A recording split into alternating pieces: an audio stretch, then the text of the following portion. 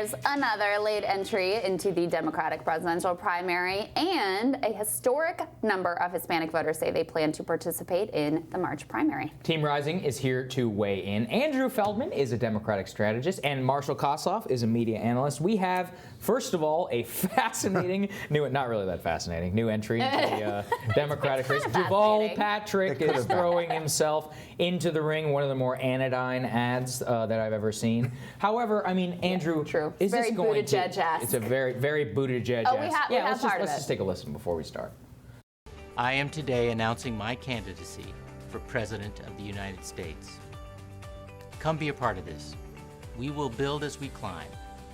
To welcome other teachers and learners, other seekers of a better way and builders of a better future. This won't be easy, and it shouldn't be. But I'm placing my faith in the people who feel left out and left back, who just want a fair shot at a better future, not built by somebody better than you, not built for you, but built with you. Now let's get started. So we will build as we climb, Andrew. Is it going to take off? I have a lot of feelings this morning. I mean, I got a lot of emotion, actually. I'm sentimental about Deval Patrick. He was my home state governor. I worked for him in 2009. Oh, I didn't know that. And he could have had a moment, right?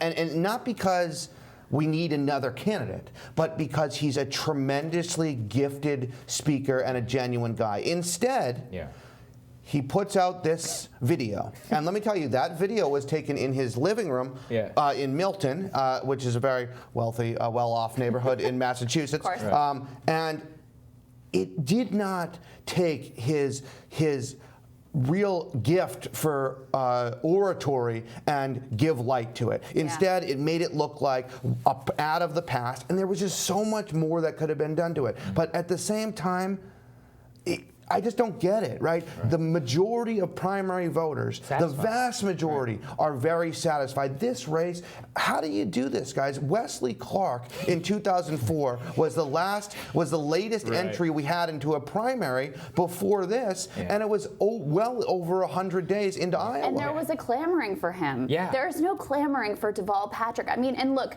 we were in an Iraq war in 2004. Right, yes. And I want to be fair. I've also seen him in action, and in terms of just political gifts, he is an effective speaker. However, he's managing director at Bain Capital, former VP of Texaco, former VP of Coca-Cola, sat on the board of AmeriQuest, the worst bottom feeder in terms of subprime mortgages, screwing working class families out of their homes. And this is the guy that the donor class thinks that we're clamoring for? Yeah, and I think we're at the point where we need a segment on this show, which is who asked for this? Genuinely. Like, so with Mike Bloomberg, with Deval Patrick, it's like, look, who asked for this? It's actually pretty clear who asked for this. You know who asked for it. Yeah, we all know who was asked for this. And the other broader point here, too, like beyond the aesthetic, weird 2000s-esque sort of vibe we had there. The morning there's show like music. There's this clear sort of like lack of like, what's your actual case here? Because whether or not you like Joe Biden, there's a theory of the case. It's like you want to go back to 2015. I get it. Whether you disagree with,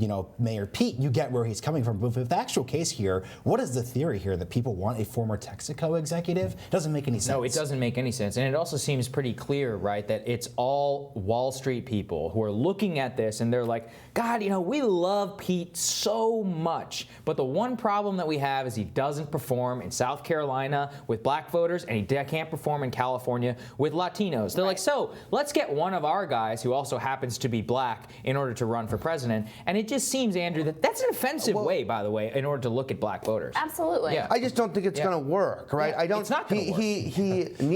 He needs 160,000 plus donors to get on the debate stage. 200,000 donors for the December debate. Right. And 5%. Look, some of those, he could hit 5% in New Hampshire 2 times. I could see that happening. The media markets overlap. He was a governor for 8 years. But I don't see 200,000 donors happening. But, look, this is, I've just been pulled up what he said on CBS this morning. Oh, what did he say? He said, look, that he is running, essentially, because we need something other than nostalgia and something other than people who are running on my way or the highway. Oh, so he's shot at Joe Biden shot at there. Biden, a shot at Warren and Bernie, and but at the same time, he's trying to dance in the middle, and if he came out with an ad, if we think of some of the, Jason Kander's Jason Kander's former campaign manager is now Deval's campaign manager.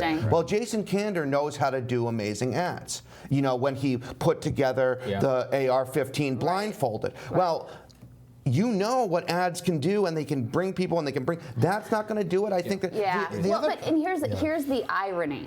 Is there is a clear freak out happening with Bloomberg and Patrick and Eric Holder might get in From and who, Hillary though? Clinton might get in. From the billionaires. From the billionaires. Right. And it is happening right at the time when Bernie Sanders is having his best moment in the race. I don't think that's an accident. But also, by the way, the only person that all these elite late entrants clearly help is Bernie Sanders. Yeah, and the broader thing that's happening here is that this is actually sort of replicating what happened in the Republican primary in 2015, 2016, which is that the donor sort of think tank DC, a salad quarter class is discovering that the energy of the party isn't with them. You're sort of realizing, wait a second, we have this candidate, people don't want it. We have that candidate, people don't want it. And we're going to keep seeing these sort of late entrees that don't make any sense. We're not going to be able to control this party anymore. Throw the spaghetti at the wall.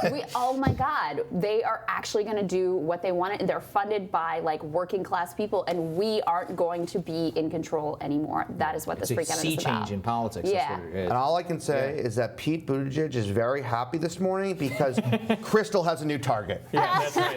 That's a good point. Well, he shouldn't be happy because Deval does not help him. Who do you think Deval's going to be getting money from? Right. All right, so His we've got this fascinating new thing. Crystal actually found this. It's basically from the Latino Community Foundation, Latino Decision. They have statewide polls showing that 74% of registered Latino voters are certain that they will vote in the primary. This is in California. Look at these numbers. I mean, it's certainly contra to what we think about whenever we look at older, younger, and the whole thing about how Joe Biden does well with minorities, Andrew. I mean, Bernie is sitting at a 31% margin here in California. And Chuck Rocho, his Latino advisor on the show, talked about yesterday, California starts voting on the same day by mail as the time of Iowa. So even though it's I think a fourth or the fifth state or whatever in the primary process, this is a good place to be in the state of California. Absolutely. Yeah. Look, Bernie understands, and Chuck is a longtime friend, understands the power of the Latino vote and the power of building that coalition. It's very good news. It's very good news for Bernie in terms of that what they're doing is working with Latino voters. But I think this poll is actually very good news for Democrats in general. Forget about the different candidates, right? Because what we know is if Latinos turn out to vote, then we can flip a lot of seats that have been Republican, like we did in California last cycle. We can win potentially Arizona. And one of the historical things is that it's very hard to get Latinos to actually turn out, even with Obama on the ballot and so forth. Sure. So if they're saying 74% are likely to vote in the Democratic primary, I'm looking for that number to be even higher in a general election. Registration has long lagged other demographic groups in the Hispanic community. And Marshall, if you dig into this data even more, there's of course a generational divide here where Bernie is just killing the game among young Latinos, and if you look at older Latinos, it's Joe Biden who has the stronger hand. But pretty interesting and very counter to the media narrative that you hear. Yeah, and it's just interesting because, look, it shows both campaigns are doing what they have to do. Because, I don't think Biden ever thought he was going to be crushing it with young Hispanic voters, right? There was never, no one's particularly surprised by that in the Biden camp. Right. It's just really shocking for the other candidates, whether it's Kamala Harris or whether that's Julian Castro. I think it just broadly shows, though, that at the end of the day, you had to execute what your actual plan was, and it's actually not quite clear what Kamala's plan was in this case. This is what I'm saying. More what it is to me is about class politics, which is that Latino voters, and these minority communities overwhelmingly more than white voters will fall into these lower demographic groups, the economic concerns of which Bernie speaks to. Right. Or same with Joe Biden. I mean, these older voters have the same concerns as all older voters. They want your hands off my Medicare. That's what it's all about. They actually asked in this survey top issue concerns. Yeah. Number 1, healthcare. Number 2, housing. Number 3, wages. But I do want to say, just want to say that if I'm Elizabeth Warren, I'm not very deeply upset with these numbers. Really? Why? Yeah, because Latino voters, especially in California, really didn't know who Elizabeth Warren was. Bernie Sanders ran, and he ran all the way through the California primary. Joe Biden, obviously vice president for 8 years. So Warren, sitting third, she's growing her campaign. I don't think it's a terribly bad place, but I got to agree with Marshall here. Kamala Harris. Yeah. I mean, give me a break. She's a sitting senator. That's terrible. Yeah. Julian Castro, who's not making the debate stage next week, is beating Kamala Harris. Yeah. I'm sorry that you said you agreed with me right before I disagree with you. Well, I did. I think this is horrible for Elizabeth Warren. Right. I mean, that's not great. I mean, because once again, this is just furthering a narrative here that Elizabeth Warren cannot compete outside of white voters, upper middle class white voters, which she has to expand her base. Bernie's clearly demonstrating that despite his difficulties in 2016, he could expand the base. He could do well with black voters, he could do well with Hispanic voters, and this is all going to come down to the fact that if Elizabeth Warren can't pull this off, it's mainly because she couldn't expand outside Well, her market. and I'll tell you, in terms of organization, this is from the Sanders campaign. I saw a news item that Elizabeth Warren was hiring in California to bringing up her number of staffers to 9. Sanders' team has 40 staffers already in the state, and they've been looking at this state from the beginning. Chuck has been talking to us about the state of California. They've been looking at this very closely. Look, I know Bernie's putting a lot into California. There's other Super Tuesday states that they're not moving as much staff to. So it's just going to be interesting if their organization. This is the one with the most delegates at play. That's the thing. This is delegate math ultimately in such a divided field. All right, stick with us. More right after this break.